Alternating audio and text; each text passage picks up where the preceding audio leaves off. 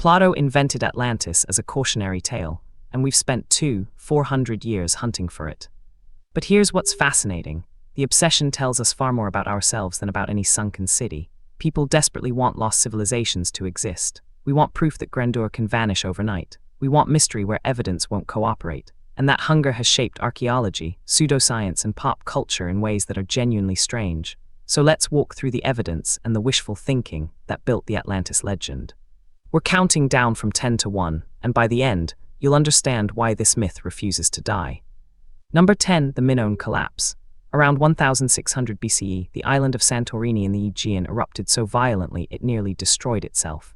The Minoan civilization, one of the Bronze Age's most advanced societies, suffered catastrophic damage. Ash fell across the Mediterranean, tsunamis followed. The parallel is obvious: a thriving culture, sudden geological catastrophe, civilization reshaped.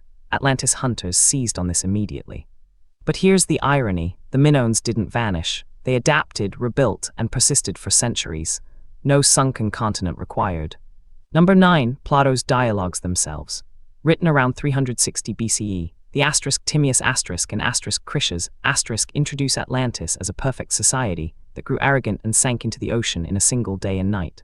Scholars have debated for centuries whether Plato meant this literally or as philosophical allegory, a thought experiment about hubris and decline. Most serious classicists lean toward allegory. Plato was making a point about the dangers of imperial overreach, not documenting history, yet generations of readers treated it as historical fact. Number 8, Solon's Egyptian source. In Plato's account, the story came to Athens through the lawmaker Solon, who heard it from Egyptian priests during his travels. This supposed chain of transmission, Egypt to Solon to Plato, lends an air of ancient authority. But historians have found no Egyptian records of Atlantis, and Solon's visit to Egypt itself is historically dubious. The attribution is convenient storytelling, not provenance. It's like citing an unnamed source's unnamed source. It feels authoritative, but it collapses under scrutiny. Number 7, the Thera hypothesis.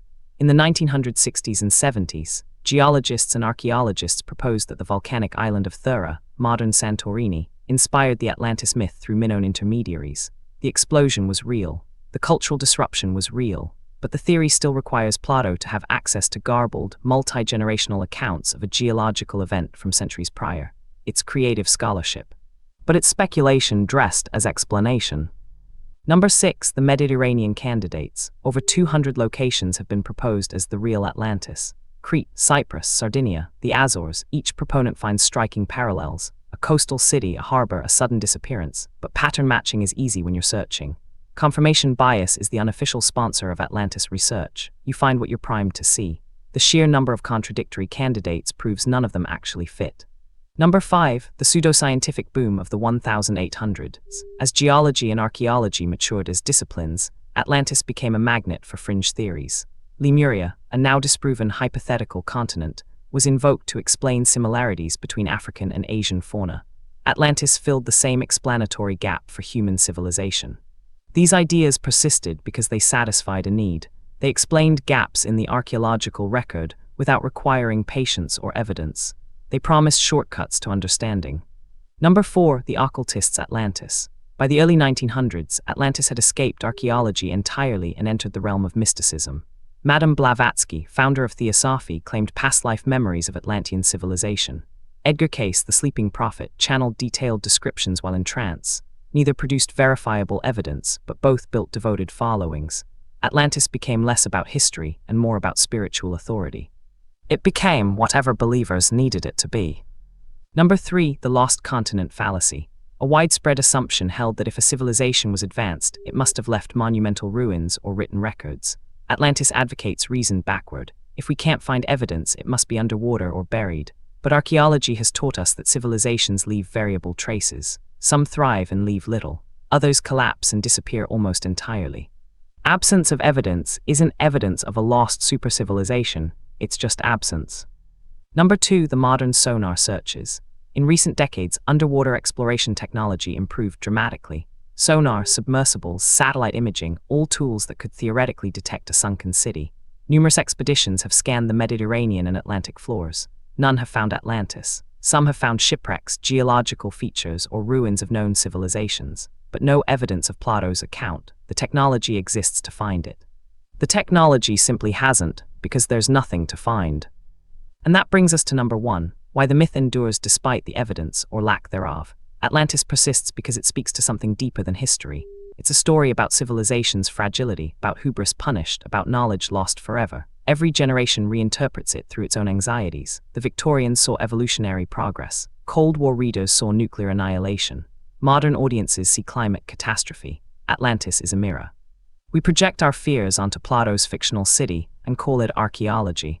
The real mystery isn't whether Atlantis existed, it's why we need it to. Here's what separates this from actual lost cities. Pompeii was rediscovered with streets, names, graffiti, human traces everywhere. Troy existed, was forgotten, then excavated by archaeologists using evidence, not faith. Cahokia, the pre-Columbian city north of present-day St. Louis, vanished from historical memory but left monumental mounds and artifacts. These were real mysteries solved by real investigation.